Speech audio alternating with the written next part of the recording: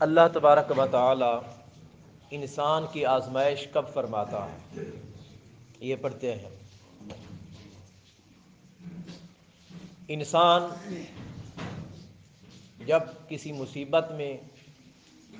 کسی پریشانی میں، کسی دکھ میں، کسی تکلیف میں یا کسی ضرورت اور حاجت میں مبتلا ہوتا ہے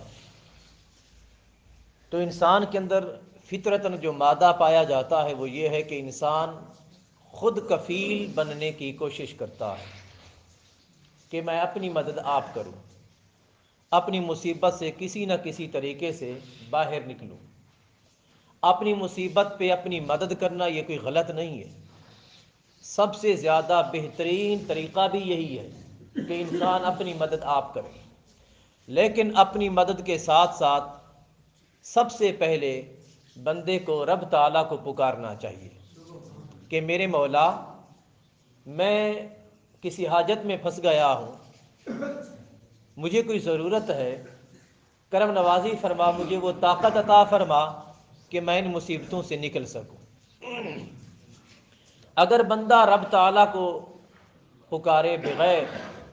رب تعالیٰ کی مدد مانگے بغیر اپنی مدد آپ کرنے لگ جائے اور رب کو نہ پکارے تو حضور عبد القادر جیلانی رحمۃ اللہ تعالیٰ علیہ فرماتے ہیں فَإِن لَّمْ يَتَخَلَّصْ مِنْهَا، تو وہ بندہ اپنی حاجت پوری کبھی نہیں کر سکتا۔ سمجھ آ گئی نا؟ وہ اپنی حاجت نہیں کر پائے گا۔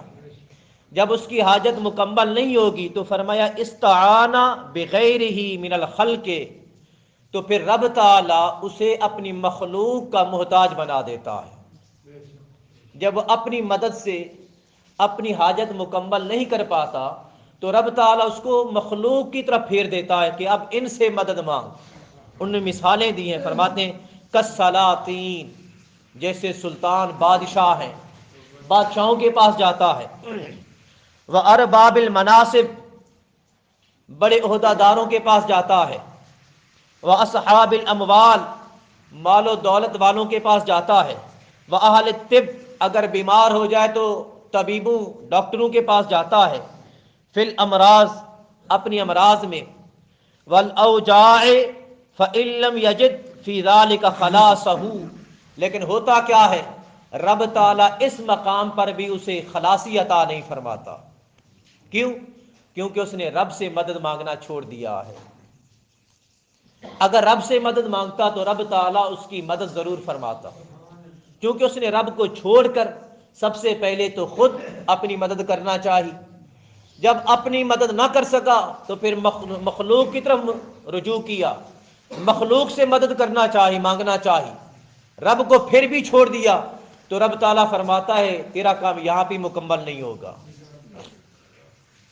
تجھے میں اب آزماتا ہوں۔ جب بندہ دیکھتا ہے کہ نہ میں اپنی مدد خود کر سکا، نہ مخلوق سے کچھ ہو پایا، بن پایا، تو پھر حضور عبد القادر جیلانی فرماتے ہیں بندہ رب تعالیٰ سے گڑ گڑاتا ہے، رب تعالیٰ سے مانگتا ہے مولا اب صرف تیرا در ہی باقی رہ گیا تھا، ہر در کی ٹھوکریں کھا لی، ہر جگہ گیا، اپنی مدد خود بھی کی، تیری مخلوق کے پاس بھی گیا، کہیں سے کچھ نہیں بنا، اب کرم نوازی فرما، مہربانی فرما، تو ہی میری مدد فرما دے۔ لیکن جب بندہ اس مقام پہ آتا ہے رب تعالیٰ فرماتا ہے نہیں، اب نہیں، اب تیری آزمائش ہوگی، اب تیری آزمائش ہوگی۔ اب یہ طریقہ ذرا دیکھیے، سب سے پہلے بندہ اپنی مدد آپ کرنے کی کوشش کرتا ہے تو حاجت مکمل نہیں ہوتی، رب تعالیٰ اس کو مخلوق کا محتاج بنا دیتا ہے، مخلوق کے پاس جاتا ہے، وہاں بھی مدد نہیں ہو پاتی تو پھر تیسرے سٹیپ پہ آ کر بندہ اللہ سے رجوع کرتا ہے، اللہ کی طرف۔ اللہ تعالیٰ فرماتا ہے پہلے تو سب سے پہلی بات جب اپنی مدد خود کرنے لگا تھا مجھے یاد کر لیتا، مجھے یاد کر لیتا، اگر اس وقت بھی یاد نہیں کیا تھا تو دوسرے مرحلے میں یاد کر لیتا، اس وقت بھی یاد نہیں کیا، اب مجھے یاد کرنے لگا ہے تو اب ایسے تیری مدد نہیں ہوگی، اب امتحان سے گزرنا پڑے گا، اب امتحان ہوگا۔ مولا امتحان کیسا ہوگا؟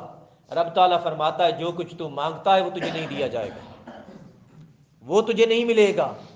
اب اسی اذیت میں مبتلا ہوگا، اب میں تیرا صبر دیکھوں گا، کہ تو صبر کتنا کرتا ہے، تیرے اندر صبر کتنا ہے، کس انداز سے صبر کرتا ہے۔ اب اگر اس مقام پہ بندہ صبر کر لے تو رب تعالیٰ اسے یقین کی دولت سے مالا مال فرما دیتا ہے، یقین کی دولت عطا فرما دیتا ہے۔ اور ایسا یقین جب بندہ اس مقام پہ آ کر متیقن بن جاتا ہے، یقین کی دولت سے مالا مال ہوتا ہے، تو اس کے دل میں پختہ یقین ہو جاتا ہے کہ جو کچھ ہوتا ہے رب کی طرف سے ہوتا ہے، جو کچھ ہوتا ہے رب تعالیٰ کرتا ہے، ہر شے کا کرنے والا خداوند ہے، ہر شے کا کرنے والا اللہ تعالیٰ ہے۔ تو ایسا یقین پیدا ہوتا ہے، بندے پر مچھر بھی ڈستا ہے، کاٹتا ہے تو فوراً وہ اللہ سے مدد مانگتا ہے، مولا کرم نوازی فرما دے، یا تو وہ صبر کرتا ہے یا پھر رب تعالیٰ سے مانگتا ہے۔ یہ جو تیسرا سٹیپ ہے نا، بندہ اپنی مدد کرتا ہے وہ بھی امتحان کا وقت نہیں، مخلوق سے مانگتا ہے وہ بھی امتحان کا وقت نہیں۔ امتحان کا وقت یہی ہے کہ بندہ جب رب سے دعا بھی مانگے رب قبول نہ کرے،